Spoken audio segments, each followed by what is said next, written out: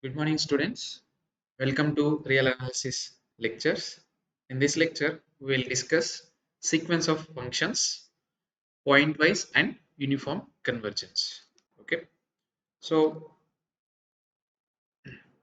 we already know about sequence of real numbers. So how it look like? It's like A1, A2, A3, and so on. Okay. If you call it F maps from n to some set x, then these are all nothing but f of 1, f of 2, f of 3, and so on. Okay, so these are all called elements, sequence of real numbers. Now sequence of functions, if you take, then how it look like? Instead of these elements a1, a2, a3, what we'll have is functions. So just like f1, okay, of x, then f2 of x, f3 of x, f4 of x, and so on. Okay, so if you take these fn's maps from some x to r, then for every x here, you find this value. It is just like a this whatever you are getting here for every x. So for every x in x, what we get here is a real sequence. Okay, because f1 of x is a real number, f2 of x is a real number, f3 of x is a real number, and so on. Okay, so we can talk about whether this sequence converge or not. So we can talk about this sequence whether this sequence converge or not. Then if it converges for every point, then we say it is pointwise convergence, and later we will see what is meant by uniform convergence.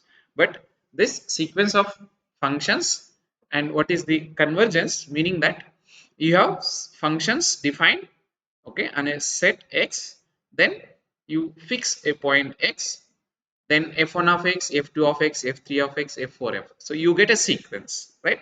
Then we can talk about whether that convergence or not, right? Okay, so we'll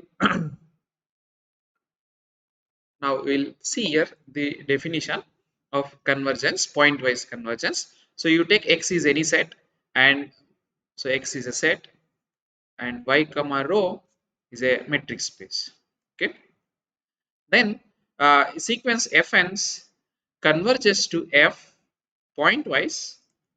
Okay, if of course pointwise on the set x, if they are all, remember they are all maps, fn's are maps from this x to y, where y has a metric. Okay, right.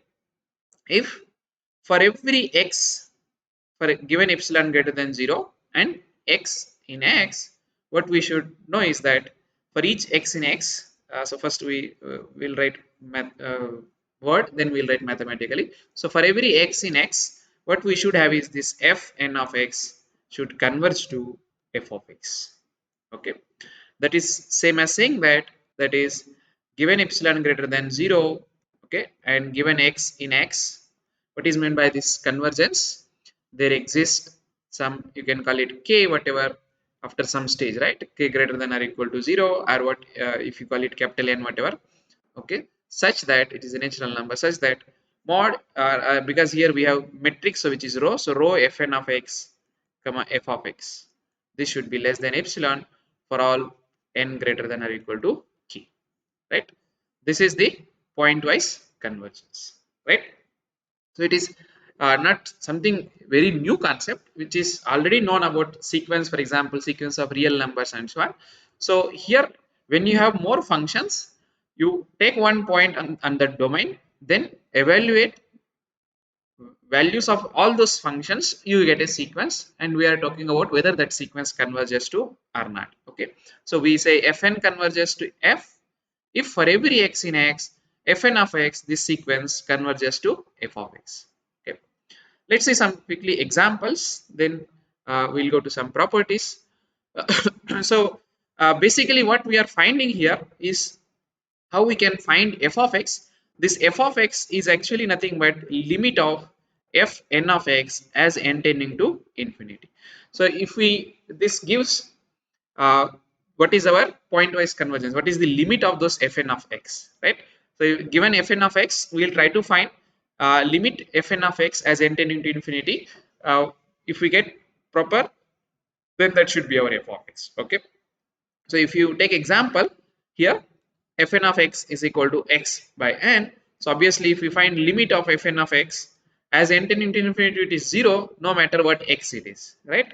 Okay, so therefore this fn's converges to 0 pointwise. So we'll write pw just to mention pointwise convergence.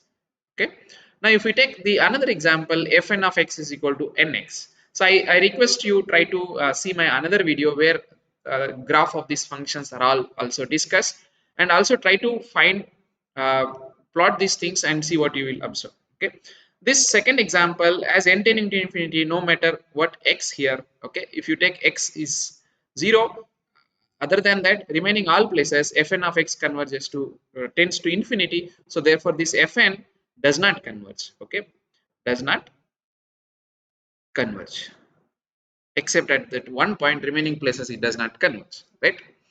Fine. See the another example. This fn of x. Okay, this one fn of x is equal to n upon x plus n, right? So if you try to find limit, you can observe that this implies limit as n tending to infinity. This fn of x is, if you take out n common, then this is a x upon n plus 1. So this will tends to 0. So what you have here is 1. Okay, limit. So this value is 1. Therefore, this fn x converges to f uniform, sorry, pointwise at every x. This whatever x does not matter, that value is 1. So fn converges to f, which is the constant function 1 pointwise. Okay. Now, if you take the another somewhat non-trivial example, fn of x is n square x power n in the interval 0 comma 1. Okay, right?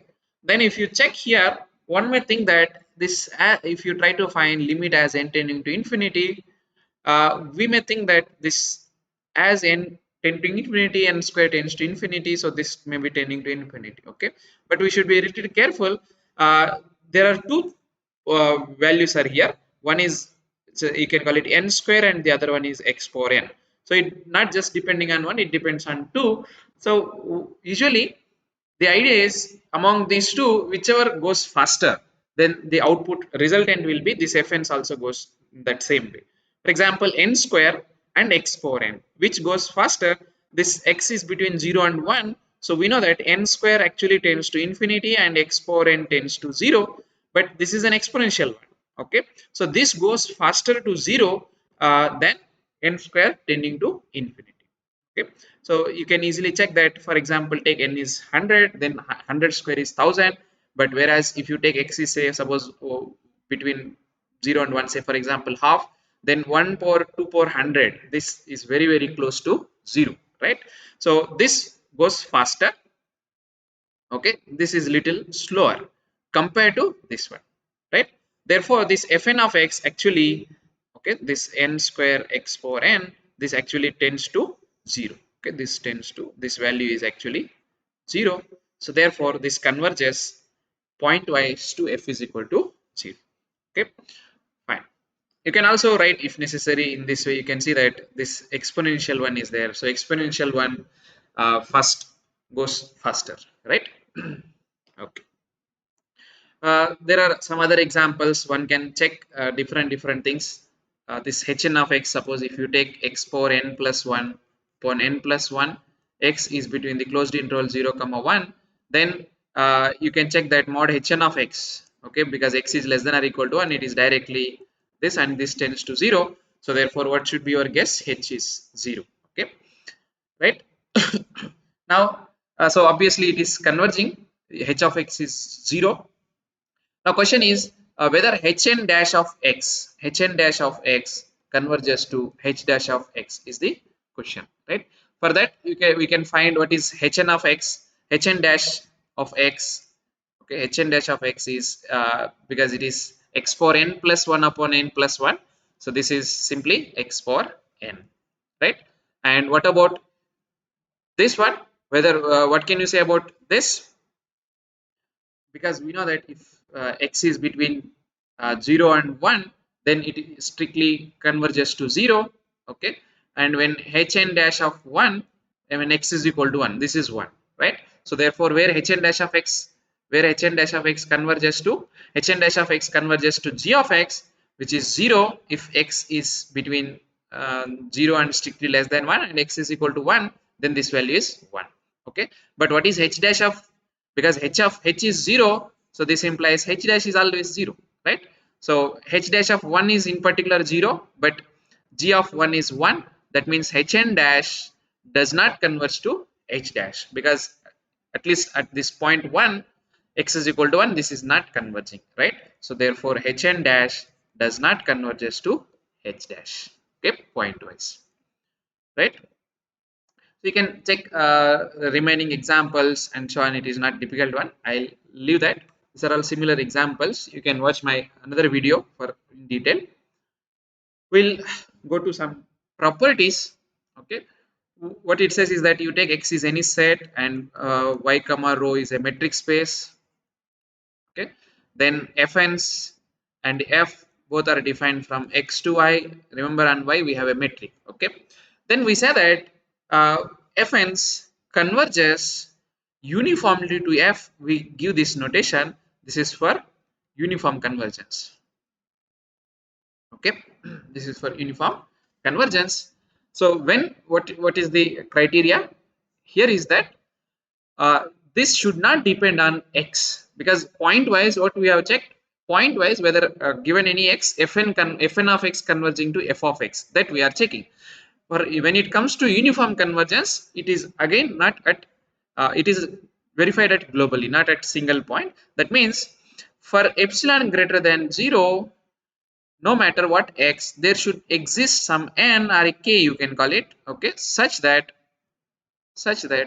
for every x in x and for every n greater than or equal to k, what we should have here is rho of fn of x and f of x. This should be less than epsilon, right? So what is the difference between pointwise convergence and uniform convergence?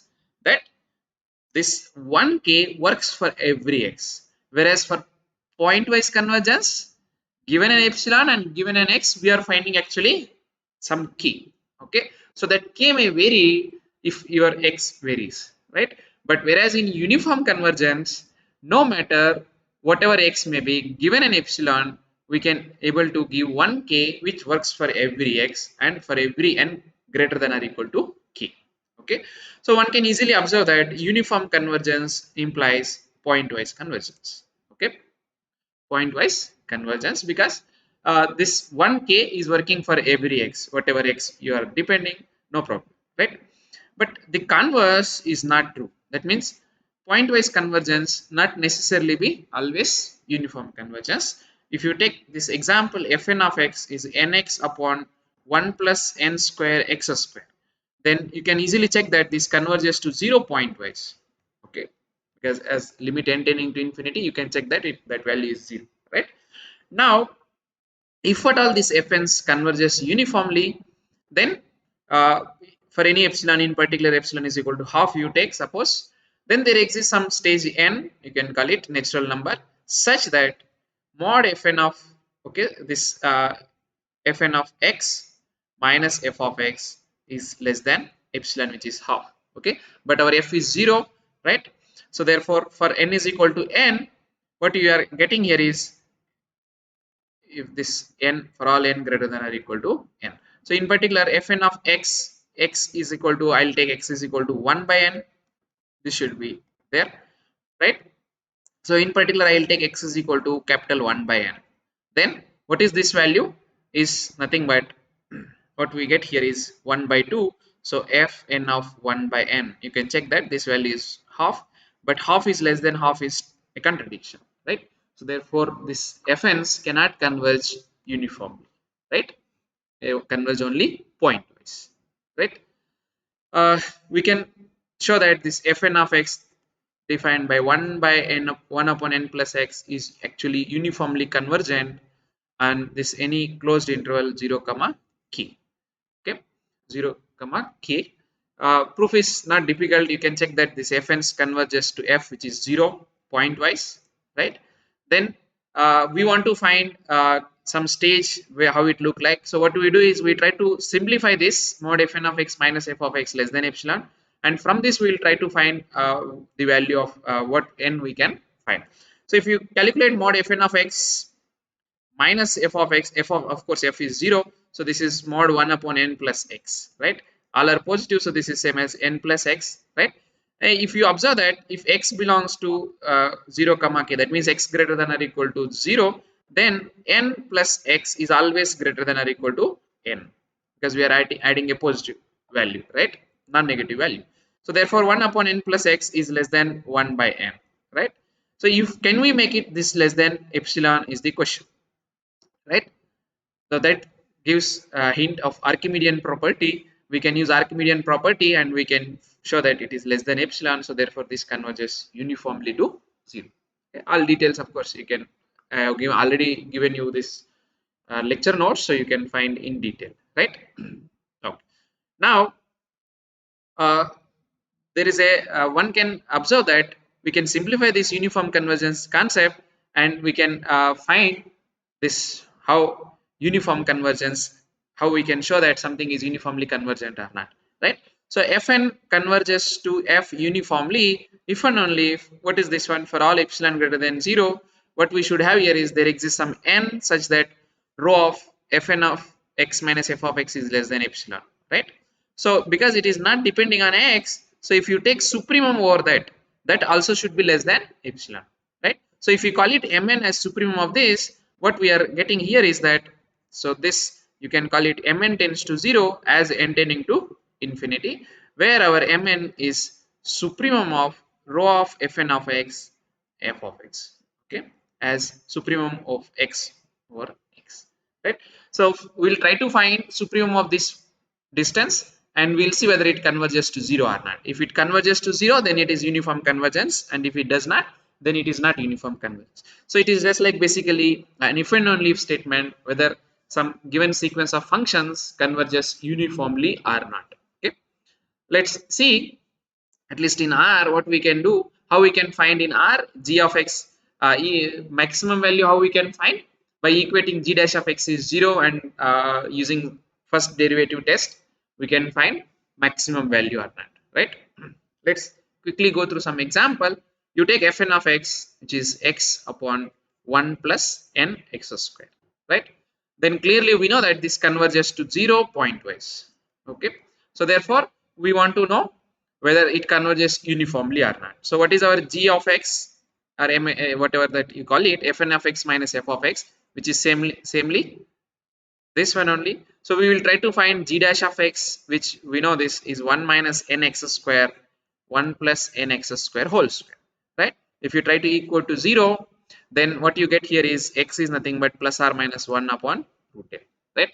Then that means this g of x has either maximum value or minimum value at these 2 points, right? So we can find that double derivative and find g dash of 1 by root n, this is less than 0, that means g has maximum value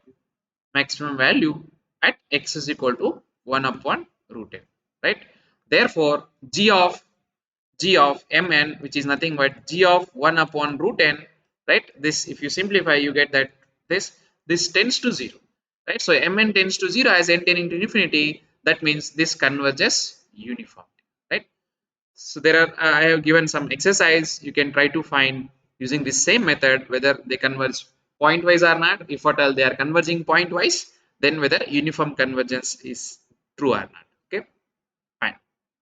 Now let's go to some other properties of this uniform convergence. What it happens, so you take f and fn's are functions from x comma d to y comma rho.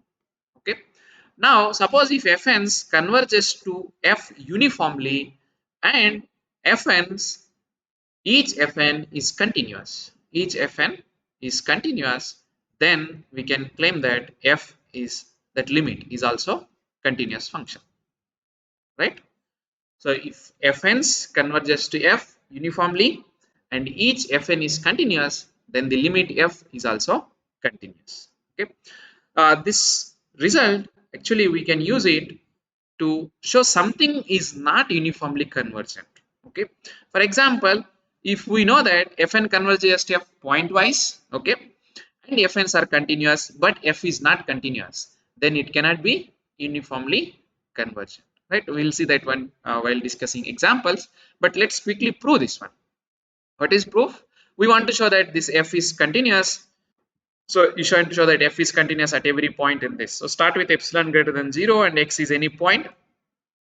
Somehow we want to find a delta satisfying condition, right? How we'll do that? We'll first use the this fn's converges to f uniformly. That means because fn's converges to f uniformly, for this epsilon greater than 0, what we know is that there exists some stage, you can call it some capital N, such that this row of fn of x comma f of x, okay, this is less than epsilon by 3. This is true for all x and for all n greater than or equal to n, right? Okay, so in particular this is true for this x as well as this capital N, so you can write this one. Okay, fine. Now also given that this f each fn is continuous, so in particular this f capital N is also continuous, right? So what is meant by saying this is continuous?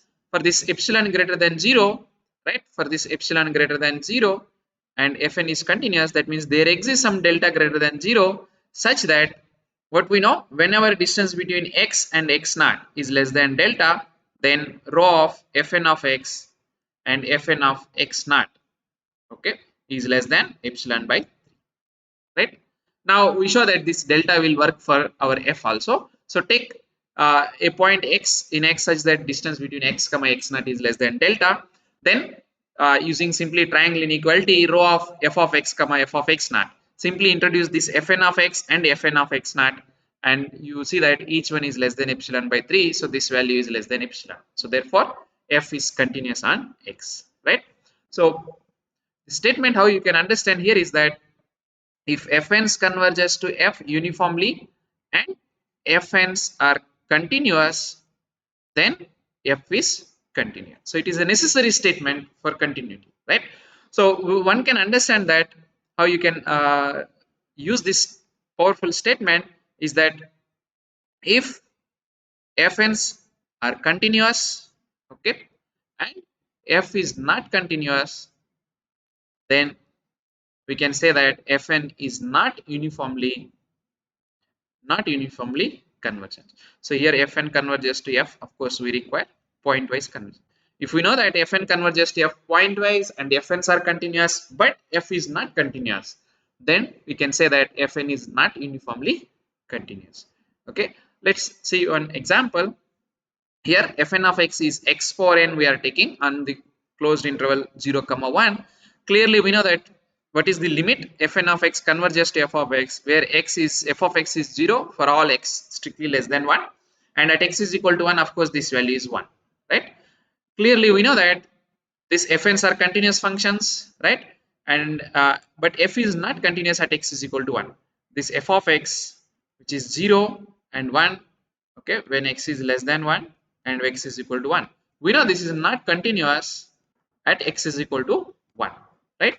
So therefore on this interval 0 comma 1, this is not uniformly convergent. fn does not converge uniformly to f, right? Okay, fine. Similarly, you can check the other example which I'll leave it. It is the f of x, the limit which we are getting is 0 1 upon x, which is not continuous at x is equal to 0. So therefore this is not uniformly convergent and so on, right? Okay. Now whatever results we are going to see is, if at all, if fn's converges to f uniformly, can it happen that the integration a to b, okay, fn's converge uniformly to not uniformly, whether it converges not uniform, whether this integration, because they are real numbers, so whether this converges to f from a to b, right? Similarly, whether after differentiation whether they converge or not, we'll see these properties, right? Clearly if fn's are fn is continuous for each n and fn converges to f, then we can say that integration from a to b fn of x dx converges from integration a to b fx dx, okay, By previous result, we know that f is continuous under these two conditions. Okay, so therefore integration from a to b f is well defined. Okay, it makes sense, right? You can talk about integration of that. Okay. Now you can show that it converges actually. So therefore, modulus of mod this value is you take this one inside. Okay. Then modulus of integration is less than or equal to integration of modulus, and this value is always less than or equal to supremum of those values for all x belongs to a comma b. Now this is some constant, so you can bring outside. Okay. Therefore, integration from a to b dx is equal to b minus e. Right. Now you can see that because Fn converges to F uniformly, we know that the supremum of this value tends to 0. So therefore, this right hand side actually tending to 0. That means this is actually a convergence, right? Okay. Now, when it comes to differentiation, it is not direct, but with some other extra conditions, this is possible. So, what is that one? Suppose you take Fn as a sequence of real valued functions, okay, each having continuous derivative. That means this Fn dash exists and they are continuous on this interval a comma b. Okay. Suppose that the sequence Fn dash converges uniformly to some function g on this a comma b. Okay, and with assumption that if Fn of x naught this converges at point x naught belongs to a comma b, then we can claim that this Fn's converges uniformly to a differentiable function f. And not only that, what is relation between this f and g? This f dash equal to g. Therefore, therefore you can say that this fn dash actually converges to f dash uniformly. Okay. So what are all assumptions we required? Under these three assumptions, we can show that fn converges to f uniformly and f dash is equal to g. Okay, fine. uh, Proof is not at all difficult one. First, what we will show that Fn converges to some f pointwise. Then we'll show that this f dash equal to z. So what are all our claims? First, we show that this Fn converges to f some pointwise under the given assumptions. Then second, we show that this f dash equal to g. And third one, we'll show that this Fn converges uniformly to f. Okay, right? These are our claims. How we show one by one. So to show that Fn converges to f pointwise, that means we want to somehow show that we want to define what is our f of x and so on. Okay. The reason one can guess is that we're going to see that f of x is limit of Fn of those things, right? Fine. Because we know that this x naught at x naught, this Fn of x naught converges, that means limit exists. So call it that C as limit Fn of x naught. Okay. Then by fundamental theorem of calculus, what is this x naught to x fn dash of t dt? This is simply fn of x minus fn of x naught. So you bring it this here. So therefore, what you have here is fn of x is equal to fn of x naught plus integration from x naught to x fn dash of t dt. Okay. So if you apply limit to this, we get limit of this one plus this, right? Okay. Now, using the fact that this each fn dash is continuous, okay, and fn dash converges to g uniformly, so therefore g is also continuous. Therefore, integration exists, and what we get here is limit n tending to infinity fn dash of t dt is same as uh, the result what we have proved here. Okay, under this assumption, if it is continuous and they converge uniformly, then integration also converge. Okay, so therefore by using that fact, what we know is that this actually converges to integration of this g of t dt, right? So if you substitute there, what we will get here is limit n tending to infinity fn of x is equal to we know this is c plus this value is integration g of t x naught x g of t dt. Okay, so we'll the scope, the obvious is that you take this as our f of x. So how we are defining f of x? C plus integration x naught to x g of t dt. Then obviously this fn converges to f pointwise. Okay, that is our first step. Then what is our second step? We want to show that this f dash equal to g. For that, you can observe that this x naught to x g of t dt, So this x naught to x g of t dt, you can write this as for any a, x naught to a, then plus a to x. Okay, but when you substitute x is equal to a here, f of a you will get this, then f of a is this, and simplifying these two and substituting f of x, what we get here is f of x is same as f of a plus integration from a to x g of t dt, right? Now if you observe this right hand side, this one, this is actually differentiable, because what is the d by dx of this one, f of a plus integration from a to x g of t dt, what is this value? This is 0, and here it is simply g of x. Okay, because differentiation of x is 1, 1 times g of x minus differentiation of this is 0, so you get here is g of x. Okay, so this right hand side is differentiable and that value is g of x, so therefore f dash of x is equal to g of x. That proves that f dash is equal to g, therefore f is equal to uh, sorry, f dash is equal to g, right? Here it is mistake, f dash is equal to g, and fn dash converges uniformly to f dash. Now what is remaining is that we want to show that this fn x converges to f of x uniformly. Okay, so fn of x is by this one, right? So they finding mod fn of x minus f of x by substituting those values and using triangle inequality, right? And this value what we get here is less than epsilon. It is a simple calculation that shows that this is not depending on x, so therefore fn converges to f uniform, right? Okay, the last section in this lecture is about space of bounded functions. So we'll define b of x as real valued functions, bounded real valued functions. So f is bounded. Then it is a vector space, and we can define a norm. So infinity norm. So this is defined as, because they are all bounded, so you can talk about mod f of x and supremum of that. Okay, that we will define here as a infinity norm, right? With respect to this, we have some properties. What it says is that the first property is if fn converges to f pointwise on b of x, space of bounded functions, then it is always uniformly bounded. Okay, uniformly convergent.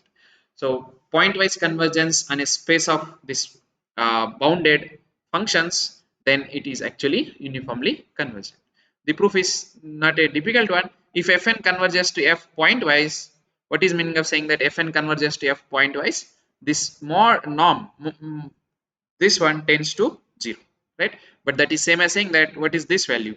This is nothing but supremum of mod fn of x minus f of x tends to 0, but that is same as saying that this is mn tending to 0, so therefore this fn's actually converges to f uniform.